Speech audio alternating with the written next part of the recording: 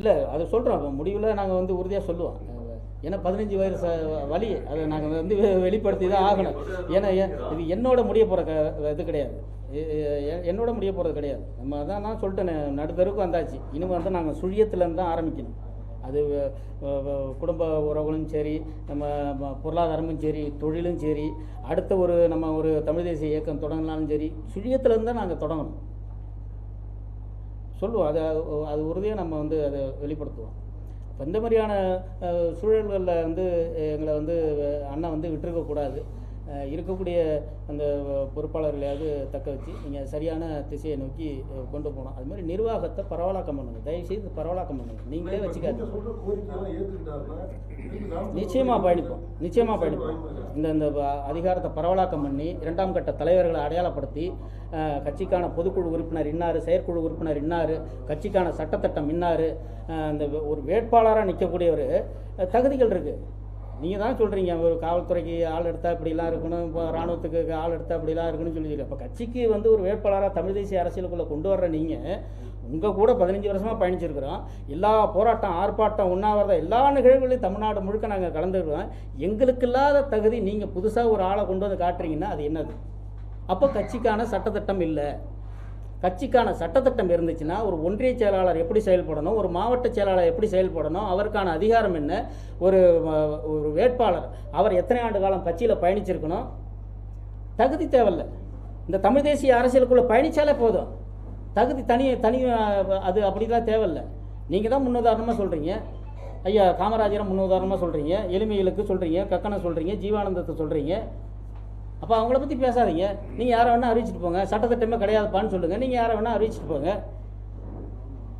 எல்லா நிகழ்வுக்கும் உங்கள் கூட கலந்துருக்கலாம்னா தனி ஒரு மனிதனை, தனி ஒரு போராட்டத்தின் சிறப்பை நீங்கள் வலியுறுத்தி நீங்கள் கொண்டு வந்து நிறுத்தும் போது அப்போ எங்களுக்கு வலிக்குதா இல்லையா?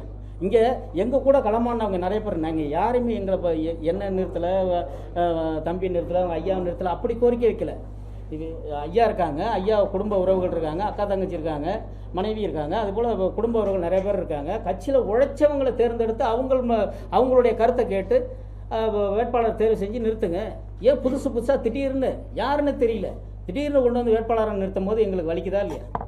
அப்போ வந்து அண்ணன் வந்து எங்களை வந்து கடைசி வரைக்கும் குச்சி ஊன்றதுக்கும், கொடி நடுறதுக்கும், போஸ்டர் ஒட்டுறதுக்கும், துண்டு பிரசாரம் கொடுக்கறதுக்கும், மேடை கூட்டம் போடுறதுக்கும், தெருமுனை கூட்டம் போடுறதுக்கும், இந்தமாரி விவகாரங்களுக்கு தான் நம்மளை வந்து பயன்படுத்திப்பார் போல்.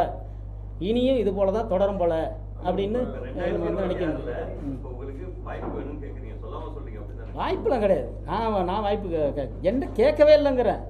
நான் ஒரு மாவட்ட செயலாளர் இருந்தேன். ஒருங்கிணைந்த திருச்சி மாவட்டத்தில் நான் ஐயா சேதுமாநகரம் களமாடி உருவாக்கணும்.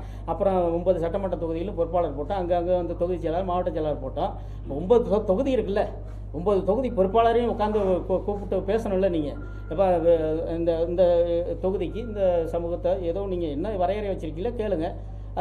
அதுமாரி ஆட்கள் இருக்கான்னு கேட்கணும்ல. கடந்த சட்டமன்ற தேர்தலுக்கு அப்படி தான் பண்ணீங்க, கடந்த நாடாளுமன்ற தேர்தலுக்கு அப்படி தான் பண்ணீங்க, இந்த நாடாளுமன்ற தேர்தலுக்கும் அப்படி தான் பண்ணுறீங்க. அப்போ என்ன எங்களை ஒரு மனுஷனாகவே நீங்கள் மதிக்கலையே? ஆமாம், இல்லை 2 சட்டமன்ற தேர்தல், 2 பாராளுமன்ற தேர்தல்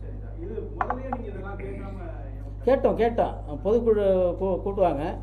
பொதுக்குழுவில் வந்து நாங்கள் வந்து இதை வந்து வலியுறுத்தி சொல்லுவோம். சட்டத்திட்டங்களை அறிமுகப்படுத்துங்க, அடையாளப்படுத்துங்க, அந்த வேட்பாளர்கள்லாம் கொஞ்சம் வந்து ஆலோசனை பண்ணி போடுங்க அப்படின்னு சொல்லி கேட்போம். தனியாக மண்டல செயலாளர் கூட்டம் ஒரு 1.5 வருஷம் நடந்துச்சு. சென்னையில் வந்து அலுவலகத்தில் நடந்துச்சு. அப்போவே இதை வந்து வலியுறுத்தி சொல்லியிருக்காங்க. 40 பேரில் பல பேர் இந்த கருத்தை வந்து வலியுறுத்தி சொன்னாங்க. அதுமாரி கட்சிக்கான ஆலோசனை சொல்லக்கூடிய வந்து ஆன்றோர் அவைன்னு ஒன்று இருந்துச்சு. அதில் வந்து பார்த்தீங்கன்னா 50 வயதுக்கு மேற்பட்டவர்கள் தான் அதில் இருந்தாங்க. அதை அப்படியே கழிச்சு விட்டார். என்ன இவங்க எப்போ பார்த்தாலும் நமக்கு வந்து ஆலோசனை சொல்லிக்கிட்டே உட்காந்துருக்காங்க. யார் சொல்கிறது தானே கேட்பீங்க? நீங்கள் யார் சொல்கிறது தான் கேட்பீங்க? இந்த தருணத்தில் வந்து தலைவரே வந்து சொன்னாலும் எங்கள் அண்ணன் கேட்க மாட்டார். உண்மை அதுதான். யார் சொல்கிறது கேட்குறாருன்னு அது அதிக கடந்து இருக்குது நிறையா. அது எந்த விதமான இது இல்லாமல் நம்ம சொல்லக்கூடாது. அது காலம் வெளிப்படுத்தும். அது எல்லாரையும் என்னையும் யாருன்னு காலம் வெளிப்படுத்தும், எங்கள் அண்ணனையும் காலம் யாருன்னு வெளிப்படுத்தும். நல்ல மாதிரியாக கொண்டு போனால் சந்தோஷம்.